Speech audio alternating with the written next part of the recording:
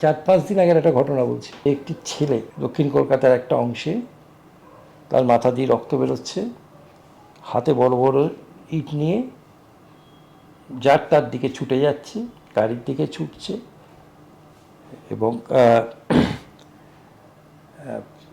তাকে নিরস্ত করতে কিছু পাবলিক, কিছু পুলিশ সবাই এগোচ্ছে, কিন্তু কেউ এগোতে পারছে না। অলরেডি তার মাথা ফেটে ব্লিডিং হচ্ছে, সেটা কীভাবে হয়েছে আমরা জানি না। কেউ মেরে থাকতে পারে, কেউ পড়ে গিয়ে থাকতে পারে, বা নিজেই সেলফ হার্ম করে থাকতে পারে, অনেক কিছু হতে পারে। আমি গেলাম, আমি যখন যাচ্ছি সে দেখছি ওই ইট তুলছে, কখনো ইট ছুঁড়ে মারছে, তারপর দেখলাম একটা গাছের ভেঙে পড়া একটা পুরনো এরকম ডাল, সেটা ঘাড়ে করে সে আমার দিকে রওনা হল। এই ছেলেটা যদি আমার ভাই হয় তাহলে আমি কি করব?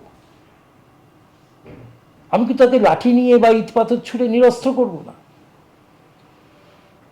ঈশ্বরের কাছে প্রার্থনা একটাই ছিল, যেন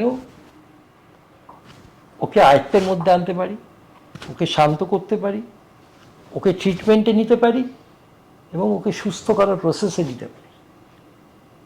আমার প্রেয়ারটা নিয়ে দুটো হাত তার দিকে বাড়িয়ে দিয়ে যাওয়া। সে এসে আস্তে আস্তে আস্তে আস্তে আস্তে কয়েক সেকেন্ডের মধ্যে সে আমাকে জড়িয়ে দাঁড়িয়ে।